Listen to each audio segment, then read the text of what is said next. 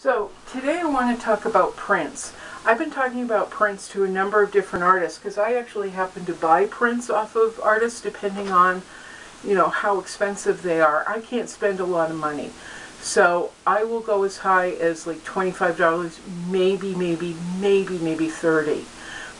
But the $25 to $30 range are usually giclées. The $20 range are what I'm going to talk about today. Now, when I first started showing, I used to hang my paintings up and pray that somebody bought one. And I didn't sell for a long time. I sold some, I didn't sell most of the time because I didn't have things available to people at different price ranges. To the average Joe showing up to my shows who didn't have, at the time, $1,200, or now $34,000 or $4,000 or $10,000. So that's why I'm talking about this, because I've learned it's really important to offer something in pretty much every price range for people. I'm going to show you something. When I had 2 solo shows in New York back in 2012, I made up about 24 images into silkscreen illustrations. These are two. Here we go. This is when I close my eyes, I can hear his voice. And as you can see, they're 2 completely different prints. That's because when I pulled them, I used different mediums, I used added a little bit of different color here and there.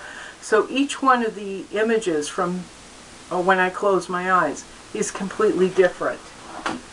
The same with this particular print, which is my pet.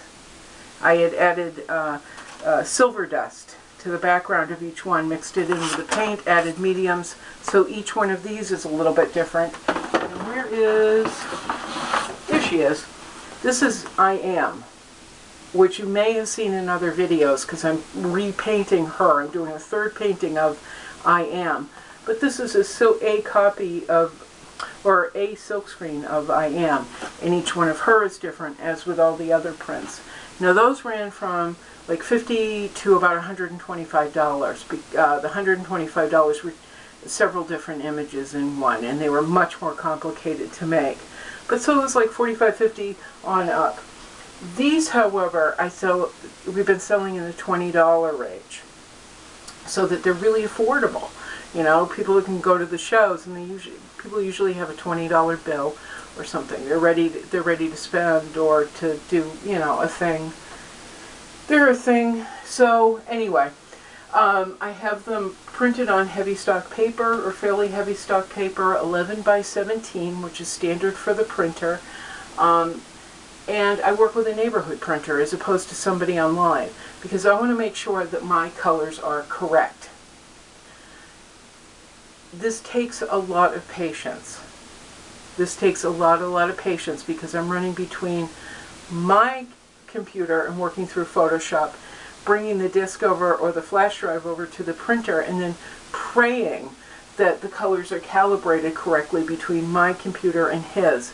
And when I say it takes patience, I mean a lot of patience, because what the printer has for a computer and a screen and a PC is totally different than what I have. We both have Photoshop, but they're coming out differently because they're on different machines. So it's a lot of running back and forth and looking at his printout of what I've given him and saying, oh my God, that's not right. I'll run home and do it myself.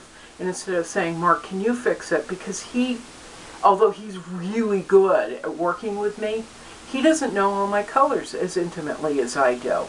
So I come home, I do the work, and I bring it. I don't ever expect anyone else to do the heavy lifting in any of this. But now another component into having these prints made is having the right photographer. I've taken photographs with my own crappy little cameras, and I only buy second-hand, basic digital cameras because I drop things and I break them a lot, so I can't spend $400, $500, $600 on the camera. So I hire the guy who has the professional camera, my friend Brett Henrickson. Brett is a brilliant photographer. He's a great photo artist. He does his own artwork with his camera. But he also photographs for events and corporations. He does product photography, and then as a gift to the artists around him, he takes photographs of our artwork. And I'll tell you, it makes a big difference. With my crappy little camera, I took this picture, and it looks fine from where you are, I'm sure, but if you're standing where I am, it's blurry. And now this is in storage, but as soon as I can get it out of storage, I'm bringing it to Brett to have photographed. This was taken with my crappy camera, and it's okay, but we've lost some of the color. It's a little too vibrant, and it's, I don't know, it's not what I would want. It's not what I would get if Brett had done the photography for me. So it's fine. This one is in New York, the original painting. It's hanging on the corner of SOHO and Green at Eden Fine Art. And if you go to Eden Fine Art's website, it's not in the artist's pages, I don't know why, but it's hanging on the 3rd or 4th floor of their new gallery. That and a painting I did called Leapfrog is hanging up next to it, which is kind of cool. So that's Little Ginkgo. It's hanging up in New York. I can't really go and take a photograph of it.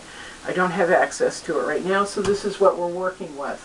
But now Brett did these, and he did a brilliant job. Brilliant. He didn't just capture the underpainting, which I've had photographers do, somehow remove all color from the outside and photograph the underpainting. I don't even know how you do it, but it's happened.